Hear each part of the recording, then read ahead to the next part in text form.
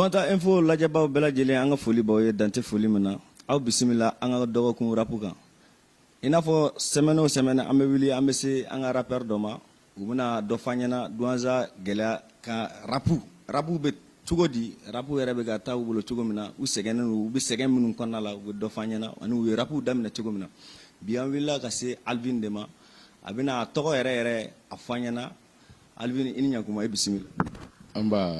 Alvin i bɛ se k'i tɔgɔ yɛrɛ ni jamu fɔ jama ye an filɛli jama minnu bɛ k'an lajɛ nin wagati in na Douanta info kan. Basi tɛ ne tɔgɔ yɛrɛ ye Amadou Traoré mais tout le monde m'appelle Alvinson le Chakala. Alvinson le Chakala i bisimila an ka kɛnɛ kɔnɔ yanni an ka don kuma kɔnɔna la an b'an dɛmɛbaaw fo n'o y'an ka partenaire ye an dɛmɛbaa jɔnjɔn dɔ ye SNB ye. an b'a fɔ vraiment Douantakaw ye u ka to ka boisson extra san kosɛbɛ boisson extra boisson in ka ɲi boisson in lasagolen ka ɲɛ donc u ka to ka boisson in san mifɛn ɲuman don vitamine caman b'a la o kɔnɔna la sa Alvin bi ɲininkali fɔlɔ min b'an bolo ka tengu la mun de e poussé ka don rap yɛrɛ ni ye ɲininkali na a diyara n ye trop mais ɲani n ka i ka ɲininkali jaabi n bɛ Douantaka bɛɛ fo fɔlɔ ne Douantaka bɛɛ fo n bɛ Douanta info fo aw ni cɛsiri parce que mɔgɔ min bɛ se ka ni initiative ta ka jeunes sɛgɛrɛ vraiment c'est quelque chose c'est bien quoi i y'a faamu i ka ɲininkali tɛ ko mun ye ne poussé ka don rap la bon en un mot la musique a bɛ ne kɛnɛya de voilà, je ne sais pas si je me fais comprendre. La musique a bien canari. Parce que très généralement, bon, il y avait nos grands frères, Master Sumi, comme le groupe Zayombi, comme Kira Kono, bon, Olubekumbe avec Tatapong et les Fangafi. Olubekumbe. Bon, en ce moment, moi j'ai aimé le rap musical même à cause de Master Sumi. Et Master Sumi Kanumbala. Mais les mots que Master Sumi disait m'allaient droit au cœur, quoi. Parce que je voyais, il se battait pour la société. Je voyais également, il se bat pour la jeunesse. Et je voyais également que ce monsieur-là, si je parviens à le suivre là, un jour moi aussi, peut-être que je pourrais dire mon opinion dans la société. Et c'est ce qui m'a poussé à aimer Master Sumi. Et c'est ce qui m'a poussé aussi à être un chanteur. Alvin, et rapu damine sanjumena. Bouria venade. Disons, mais c'est qu'à fort. Une musique est débuté à faire la musique. Je l'ai bien débuté, si je me rappelle très bien, en 99-2000. Musique damino la ka damino osana kana bila. Gɛlɛya minnu y'a sɔrɔ musique kɔnɔna la i bɛ se k'i da don o la k'o dɔ fɔ an ɲɛna. Bon, musique gɛlɛya tɛ ban. Musique yɛrɛ baara foyi tɛ yen diɲɛ kɔnɔ mun ka nɔgɔn. Mais en un mot, musique a gɛlɛya tɛ se ka fɔ ka ban. K'a da hali hakilila baara dɔrɔn de don quoi. Parce que mɔgɔ mɔgɔ bɛ baara kɛ ni hakili ye. C'est très difficile. K'a fɔ k'i b'i ka opinion ta k'a don mɔgɔ wɛrɛ kunna k'a tigi kɛ se ka e lamɛn ka ko dɔ dilan n'a ye sini. I y'a faamu. Donc o y'a sɛgɛn fɔlɔ-fɔlɔ dɔ ye. Le fait que i bɛ sɛgɛn yɛrɛ fɔlɔ ka texte ɲini fɔlɔ o y'a sɛgɛn fɔlɔ dɔ ye. La deuxième i bɛ taa studio dɔw la i bɛ baara kɛ mais i yɛrɛ bɛ tila k'a ye ça va pas quoi. Parce que Mouna, de un artiste a besoin d'un manager. De deux, un artiste en tant que poussé bagati, il a été artiste. Deux. Trois, artiste est misiga fo a valeur banabi. Parce que artiste est fin de ne a hakili la.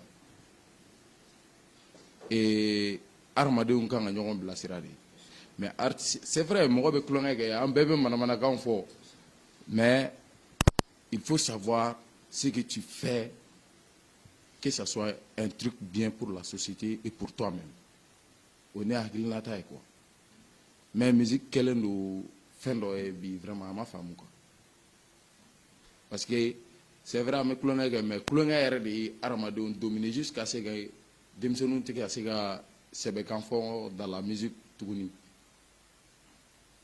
Comme quand on a maloya koy amboge yela koy ka donc les bon genre raison pour laquelle musokoroba ni choroba be ba foko artiste ou be mo langole mais artiste bete mo langole artiste ay barado comme barato be chogomina mais beniga barade du ni te fem domaine ngono doro itise wodo artiste ya tise ga mo ke vagabond donc date tise ga mo ke délinquant donc date mo do jomina ati do glomina mo de ba yere tia en un mot quoi ni fem jariye doro ibo de dans ta vie mais an la dilkan moyen kasiga mo bo ko jugu ke la ou bla siranyanga mais de nos jours la plupart des artistes même on lever mo la fli. Est-ce que vous voyez? Parce que ni est donc là demsenu bi na fo miroir de olu be mo roba la na fo miroir parce que mona mo roba be comme nga demsen bo de imiter plus aba imiter un jour viendra il va essayer de créer quelque chose pour lui-même bon ce jour wala abina munege na mata ben isiranyuma après mo roba kele on be kla na tuguni ga foko way karsa tiena re akara delenga akara tanto akara tan or que le défaut vient dès le début ni denge baba commanda avec ni songo mine folo de la voilà otemenen ko fe Alvin halibi nyingal were bombulo ka tingwila e ka inspiration bena tukuti puisque to ba foku ka inspiration nous ma fin do ke inspiration tina donc do fana be inspiration ta tuko de la beniga inspiration ta tuko de mais ne ambe fe ka don Alvin ere ka inspiration bena tukuti puisque ne ere ba be rap conscience su do da vraiment akabon hakilima ga benika dondo benika kumado halibi ne be fe ka don ebika inspiration ni booro du bajite bruit inspiration ne bolo ama gelen à l'école on me fait donc va faire ma rédaction bon un observateur quelqu'un qui observe bien o jume e ba fanya na bamanakan la jeli ke kanya sigida la mo nga jetimine ka bo o tigi de bi siga ke mogoye mu mi siga fin fo sigida ka mo to te mundo parce que ale ka jetimine ka boni to tay ya fam mais anga inspiration kana nyini yoroja nega inspiration kon kana nyini yoroja parce que moi je vis à travers les gens fait mon méga que dans la société ceux qui vont à l'encontre de la loi de notre pays, ceux qui vont à l'encontre des droits de la jeunesse, ceux qui vont à l'encontre des mineurs qui se font violer, les droits des enfants. Moi, je parle de tout, quoi. Akadanyanga fome yifuma do fo akadanya ka yelemanye bamana kana sabla ambe fe anga me anyere ka tudun kana doni afanya na bamana mogo munu tonyolendu anemo munu u mogo buwe u ka droit la dien kono u ka hakew u mogo bu ka hakew la nu tika se ga soro. Moi je me vois en tant qu'un artiste, je me donne le devoir qu'à ko lu ko nu do dévoiler pour que parce que mogo chama nebe en ce cas pour que olu fene ga se ga bo au degun wono à travers l'état, à travers l'appui de l'état. Inspiration imbe bo vraiment ibe minye adama den yere ka kechugo la anga tabia obe chugo mina inspiration yere be bo atene afon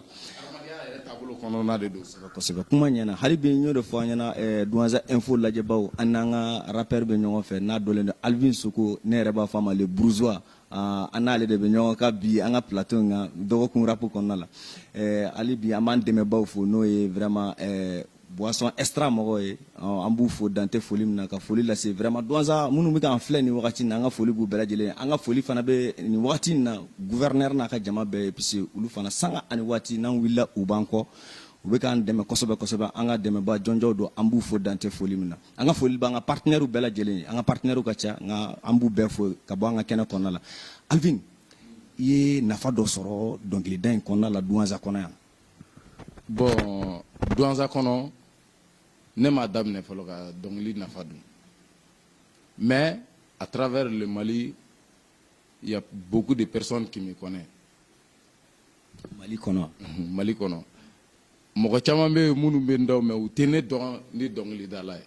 Parce que j'ai couru beaucoup de chemins, j'ai traversé beaucoup de chemins. Ɲɔni ka se k'a fɔ n sigi ka n ka texte composé n yɛrɛ ma. J'ai même une fois n tilenna studio da la, je te jure n sigila duguma de quoi. Studio da la ka tilen non. Je me rappelle très bien a kɛra Baba Marigo ka studio da la. Ce jour-là, c'était mon grand frère Pibilson qui était là-bas, à la récupération d'Oké. Et c'était ma première fois aussi de voir Aziz Wander de mes propres yeux. Halibi Alvin an b'i fo vraiment n y'o de fɔ dɔnkilida in ma nɔgɔn. Alvin i bɛ se ka dɔnkili dumanin dɔ kɛ mɔgɔw y'i lakodɔn ni dɔnkili min yɛrɛ ye Douentza yan i bɛ se k'o i dɔnna ni dɔnkili min yɛrɛ ye Douentza yan i bɛ se k'o freestyle ni fitinin fili an ye jama k'a dɔn k'a fɔ ko an ni Alvin de bɛ. D'accord, il n'y a pas de problème. Il n'y a pas de problème. Bon, ne sommes bon, il y a ni ne yɛrɛ lakodɔnna la Douentza territoire sanfɛ o ye Mangalala de. O fɛnɛ la n bɛ kuma sur la société n bɛ kuma faso ko de kan. Mangalala in ye mun ye parce que caman bɛ yen Mangalala in ye min ye u ma se k'a faamu donc Mangala in ye jumɛn de ye. Buri bamanankan don a ma nɔgɔn quoi. Bamanan na fɔlɔ u tun bɛ u kale Ala de u b'a fɔ n ko Ala de ma ko Ngala. Ngala. N y'a faamu Mangalala in. N bɛ kalifa n ma Ala la o de don mais bamanankan profond na n ma Ngala. Donc kanubaw ni n y'a faamu an ka sɛmɛ Ala la o de ye Mangalala ye. Voilà. Ayiwa an ka taa. Yeah. Mangalala men kalifa Mangalala.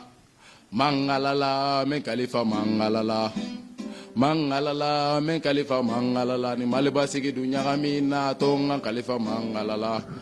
Chaque jour, chaque matin, on vous dit le Mali est un et indivisible. Magnifique, mais gagnons faga faga, alaga dugu kolo nofe. Chaque jour, on parle de la paix, rebelle be kaunitige. Constitution malienne, yelamana kakaiko maribatige. Farasi, dans le nord la dongo ka pétrole visé, demanding bega bijenu ka sud la kamau be kiti. Burama, dans le mesnogola, tabale magoshikale, te wuli fantande beni, segani nyani fama, de beni kolokunyimi. Maliba sigi, dabiri, sourba nyagami, kabako fle, Burama wuliga boss nogola Maliba kanga tagañefe jeune diplômé baratam tiara cenga ko kofle projet joli de créera jeune ma baras ro kumana nabo togula anteri to ngan khalifa Mangalala dando pa ni artiste ñona baba mulo Douentza vraiment halibi anga Douentza rapu be degun kono abe geleya kono mais Alvin munde bu ko kede Douentza rapu bi geleya do kono abe degun kono puisque ne bala yɔrɔ caman bɛ Kayi i n'a fɔ Gao olu ka rappeurs caman bɛ u lakodɔnnen don Bamako yen u bɛ ka fɛn ci u bɛ ka marché baw sɔrɔ u bɛ ka taa hali kɔ kan mais pourquoi Douentza rappeurs fana t'a kɛ i n'a fɔ olu ta ɲɔgɔn na mun de b'u kɔ nani mun de ye o gɛlɛya sababu yɛrɛ ye mara n'i ye n ka kuma faamu mun de y'o gɛlɛya sababu ye. n'i ka kuma faamu Buri Douentza rappeurs ka problème fɔlɔ-fɔlɔ ye studio ko ye. Parce qu'en un mot, studio ɲɛnama tɛ Douentza quoi. Pour que an ka se ka son kɛ, il faut que an ka déplacer ka taa Sévaré. Ou bien an ka déplacer ka taa Bamakɔ pour un bon beatmaker. I ka kuma latigɛ tɛ kanubaw minnu bɛ k'an filɛ vraiment à travers des réseaux sociaux vraiment an Douentzakaw an mago bɛ studio ɲɛnama na Douentza rappeurs mago bɛ studio ɲɛnama na i n'a fɔ u mago bɛ beatmaker la yasa Douentza puisque n b'a fɛ na dɔnkili source yɛrɛ ne bɛ se k'a fɔ dɔnkili source yɛrɛ b'an fɛ yan dɔnkili source b'an fɛ yan. Buri o dɔrɔn tɛ Douentza population défaut ba bɛ yen fɛnɛ la. Cogo jumɛn na. Parce que dugu o dugu bamananw ka kuma dɔ ko ŋunu tɛ san sɔrɔ juru kɔ quoi. Adamaden i bɛ valeur kɛ i bolofɛn de la ni mɔgɔ wɛrɛ bɛ valeur k'a la. Douentzakaw tɛ valeur kɛ u yɛrɛ ka artiste la. Mais Buri imagine toi an bɛ sɛgɛn ka taa inspiration ɲini ka sɛgɛn ka tila ka wari ɲini ka taa son bɔ n'a ye 2 ka tila ka na concert organiser wari la tuguni Buri olu ka se ka kariya dɔrɔn ka taga u sigi ka anw lajɛ o dɔrɔn bɛ olu n t'a dɔn mun bɛ olu bali k'o kɛ en un mot n bɛ se k'a fɔ dɔrɔn y a pas la solidarité entre la jeunesse des Douanza a tɛ yen. Franchement dire Buri tous ceux qui vont venir et vous mentir qu'il y a la solidarité ici c'est faux parce que bɛɛ b'i pousser k'i bila jama ɲɛfɛ n'i y'i bila jama ɲɛfɛ n'a bilenna yɔrɔ min na i ni kɔsi i tɛ mɔgɔ si ye a caman kɛra an yɛrɛ la n tɛ exemple ta mɔgɔ wɛrɛ kan a caman kɛra an yɛrɛ la je me rappelle très bien n t'a dɔn n'a kɛra i bɔra kalama n bɛ deli ka podium dɔ organiser Douanza mais étant un artiste ne yɛrɛ de bolo ye n ka podium turu a kɛra or que j'ai des amis u bɛ tile ne fɛ u b'a fɔ ko ce sont mes amis bon gɛlɛyaw tɛ ban artiste ni artiste y'a degun n'i ko i bɛ sigi k'i miiri a la i tɛ se k'a fɔ k'a ban o ye kelen filanan munna mɔgɔw b'a fɔ ni artiste kɛra fɛn ye a bɛ ɲinɛ bɛɛ kɔ artiste a tɛ ɲinɛ mɔgɔ kɔ dɛ mɔgɔ de b'i i artiste pousser ka ɲinɛ e kɔ parce que ni artiste bɛ sɛgɛn ni ɲani na wagati min na n'i m'a lajɛ k'a fɔ nin bɛ ka fɛn dɔ de ɲɛɲini ni e y'a kɛ mɔgɔlankolon ye k'a kɛ maafu ye ni don min na ni ala y'a ka lolo wuli ni a ye hɛrɛ sɔrɔ n'i nan'i jɔ ko wa k'an bɛɛ tun bɛ quartier kelen na a tun bɛ te wuli ka d'an ma mais o kuma fu de ye. ni ɲɛna hali bi kanubaw ani Alvin de bɛ ɲɔgɔn kan an b'an dɛmɛbaaw fo an dɛmɛbaaw an b'u fo dante foli min na an bɛ gouverneur n'a ka jama bɛɛ lajɛlen fo nin yɔrɔnin na puisque ale y'an kɔkɔrɔma donba ye kosɛbɛ kosɛbɛ an bɛ relax mɔgɔw fo an ma ɲina vraiment Douanza maire aussi ko an b'u bɛɛ lajɛlen fo nin yɔrɔnin na puisque an dɛmɛbaaw don donc an b'olu fo an bɛ cameraman yɛrɛ fo n'o ye Buba yɛrɛ ye ale fana bɛ ka ja duman d'an ma nin wagati in na an bɛ Douanza info kanubaw bɛɛ lajɛlen fo vraiment an ka vidéo partager a y'a like vraiment ŋunu tɛ san sɔrɔ juru kɔ aw de bɛ se ka kɛ anw fana dɛmɛbaa ye donc aw de bɛ se ka taa n'an ka kow ye ɲɛfɛ hali bi donc a y'a like aw ka partager maximum de partage a y'a kɛ pour que Douanza info fana bɛ se ka taa ɲɛfɛ cogo min na Alvin ne ko hali bi ɲininkaliw bɛ ne kɔnɔ puisque ne y'a ye i ni Master Sumi fana tun ye baara dɔw kun kɛ donc o ko labanna cogo di n bɛ fɛ ka o fana yɔrɔnin dɔn dɔɔnin puisque n'an ko k'an bɛ Douanza gɛlɛya de fɔ Douanza rapu degun gɛlɛyaw de fɔ donc a ka kan an ka nin yɔrɔnin fana fɔ i ni Master Sumi aw ka ko in labanna cogo di puisque ne y'a ye e ni Master Sumi aw ye ko kɛ ɲɔgɔn fɛ donc a ko labanna cogo di mɔgɔ bɛ fɛ k'o dɔn. D'accord Buri basi tɛ n y'a fɔ maliyɛnw ye n ko ne yɛrɛ ye musique kanu Master Sumi de kama.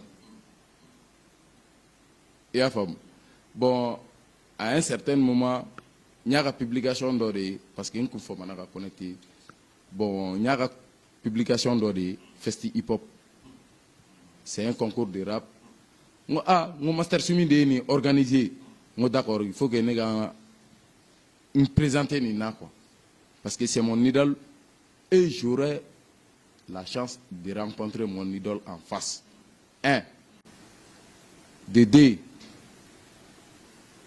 o ye ne ma sankɔrɔta de ye quoi parce que bɛɛ t'i ka idole y'i ɲɛ la jango k'a fɔ k'aw ka gɛrɛ ɲɔgɔn na bon moi je préfère que ne ka n ka idole kɛ Master Sumi ye o ka fisa ne k'a fɔ ko ne bɛ n ka idole kɛ américain parce que moi je les connais pas hein.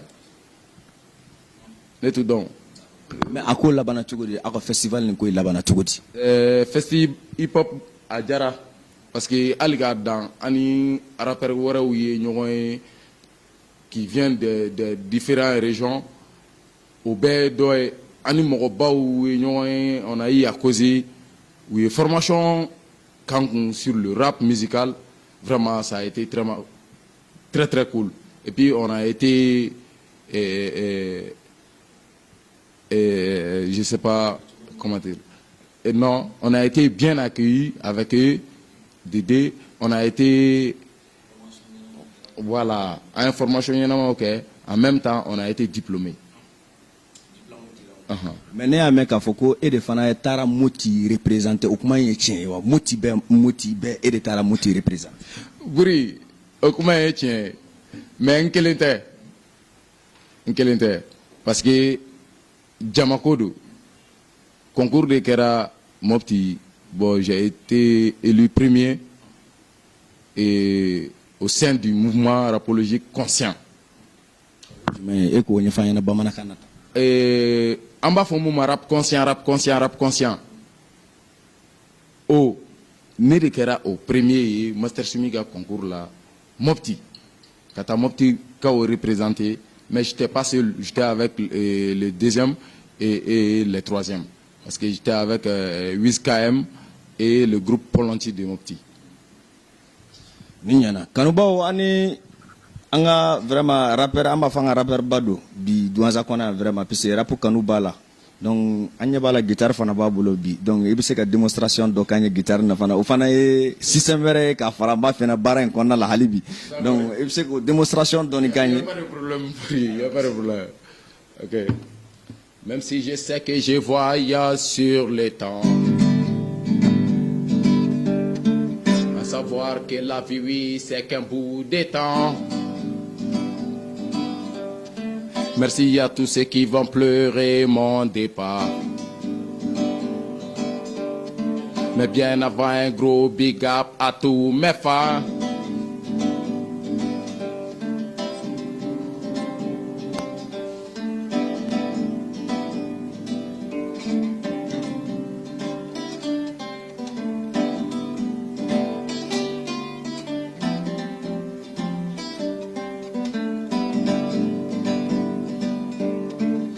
Descendant de mes us et mes os, le monde est faux, tout le monde a un défaut, je sois mes mots, avant de dire les mots, j'ai pas peur de tomber, je suis que terre et eau, on se trompe entre les bons et les mauvais.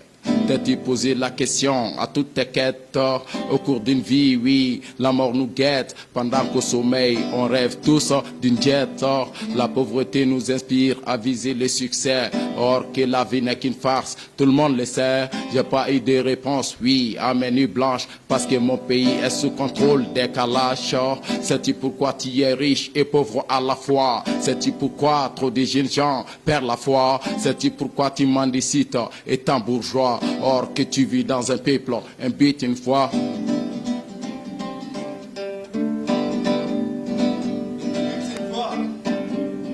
Adano trop Alvin adano vraiment Alvin ñoro fo ani Alvin de be ñogona vraiment Alvin projet jumé de bibulu 2022 ngona la keleme ka labin jumé de sabati labin chama sabati le bembolo parce que nkan ka baara dɔw kɛ mi baara dɔw la studio la dɔw banna mais dɔw ma ban fɔlɔ en même temps je suis là à préparer un mix-up et je suis là à préparer également un concert pour le 18 juin. Mais pourquoi pas un album? Mon été album labin sabati. Buri dɛmɛbaga ko don sinon album bene sigilen kunkolo. Kadine filɛ ne yɔrɔ min na i bɛ ka yɔrɔ min filɛ a ka di i ka dɛmɛbaga i ka fɔ mɔgɔw ɲɛna vraiment i mago bɛ minnu na dɛ e ka fɔ mɔgɔw ɲɛna puisque lamɛnbaaw b'an na hakili la maabaw ɲɛ b'an na nin waati in na an bɛ gouverneur mɔgɔw bɛɛ lajɛlen fo nin yɔrɔnin. Bon Buri dɛmɛbaga ko la ne bɛ maliyɛn bɛɛ de ɲini dɛmɛ la quoi parce que a bɛ dɔw kunna ko wari dɔrɔn de bɛ buna hadamaden dɛmɛ wari ko tɛ. I y'a faamu c'est vrai an bɛɛ bɛ ka baara in kɛ wari de kama mais wariko tɛ fɛn dɔw ɲɛnabɔ ne mago bɛ maliyɛn bɛɛ de ka dɛmɛ la fɛn fɛn n'i b'a dɔn k'i bɛ se ka ne dɛmɛ dans le mouvement rapologique ne mago b'i ka dɛmɛ la mais dans les cas échéants aussi vraiment Buri moi les autres le font mais moi j'ai un peu honte de ça. O ye jumɛn? Franchement dire ne ka taa n jɔ mɔgɔ wɛrɛ ɲɛna k'a fɔ ne ɲɛna ko Nyama iga ward ne ma negata sombo amala venela. Franchement dire moi en personne, ne m'a fait mourir moi en personne. Parce que je me vois en tant que jeune. Je sais que ngolo be baraka étant un artiste ne be sega mon sigiga mo la di to mina ne kan sega ngolo la baraka wardo soro ko. O mala venela quoi mais ne mo be mala bega deme la quoi. Parce que deme te war ko droit publication bala do be sigiga ni ame artiste mo de do Il n'a pas un sigle influent de Tchogomina vraiment à partager. Au final, nous en demain à partager. Nous émission hier partager. En folie be au loup be follow. Bon, nous m'en demain quand il rega coque. Vraiment, tu sais que moi sarako. Allah de se ga be sarako. Ya femme. Voilà. kuma ɲɛna kosɛbɛ hali bi n y'o de fɔ an b'aw fo minnu bɛ k'an filɛ n y'o de fɔ an b'aw fo dante foli min na vraiment a y'a lajɛ aw ka partager a ye video partager Alvin folikan laban jumɛn de b'i bolo k'a fɔ kanubaw ye minnu bɛ k'i filɛ nin wagati Buri n y'o de fɔ ka tɛmɛ ne bɛ bɛɛ fo n bɛ Douentza bɛɛ fo n bɛ Mali bɛɛ fo mais n b'a fɔlɔ n fa ni n ba la quoi. a ka diɲɛ labɔ sababu I y'a faamu n b'a daminɛ n fa ni n ba la n b'olu fo kosɛbɛ n ka karamɔgɔ mɔgɔ min yɛrɛ kɛra sababu ye ni Alvin sera dɔnkilida la ka rap musical yɛrɛ maîtriser ça c'est Aziz Wilson, il vient de Mopti aussi, c'est un grand frère. Vraiment n b'a fo dante foli min na n tɛ se k'a sara quoi mais Ala bɛ se k'a sara quoi. n bɛ Douentza info yɛrɛ lamɛnbagaw bɛɛ lajɛlen fo ka Douentza info baarakɛlaw bɛɛ lajɛlen fo aw ni cɛsiri i y'a faamu voilà. Merci Alvin nin yɔrɔnin na an fana bɛ foli lase k'a daminɛ Kayi fo ka taa bila Kidal an bɛ bɛɛ lajɛlen fo dante foli min na an b'an dɛmɛbaw fo n'o ye boisson extra Arawan ji an b'u fo Arawan ji ka ɲi kosɛbɛ kosɛbɛ ji min don vraiment a ji jɛlen don a bɛ maa kɛnɛya a bɛ maa galabuw kɛnɛya kosɛbɛ kosɛbɛ an b'a ɲini kanubaw fɛ minnu bɛ k'an filɛ Douentza kɔnɔ yan u k'a lajɛ u ka Arawan ji san u ka boisson extra in fana san o ka ɲi kosɛbɛ kosɛbɛ maa galabu ma an bɛ vraiment Maliki Jara fana fo kosɛbɛ kosɛbɛ o fana y'an dɛmɛbaa dɔ ye an ma ɲina gouverneur mɔgɔw ko an b'u bɛɛ lajɛlen fo ka cameraman fana fo nin yɔrɔnin na n'o ye Buba ye Kunguluba ale fana bɛ ka ja duman d'an ma nin yɔrɔnin na badabada foli an b'o lase aw bɛɛ lajɛlen ma fɛn fɛn bɛ k'an lajɛ maximum de partage a y'an ka video partager ka like vraiment an b'aw bɛɛ lajɛlen fo an ni Alvin de tun bɛ ɲɔgɔn fɛ nin bɛ dan sigi an ka bi baro la an bɛ kan bɛɛ da ɲɔgɔn ye ni Ala ma basi wɛrɛ kɛ Ala k'an bɛn dɔgɔkun rapu a ɲɔgɔnna wɛrɛ ma aw ni ce aw ka kulomajɔ la merci Alvin.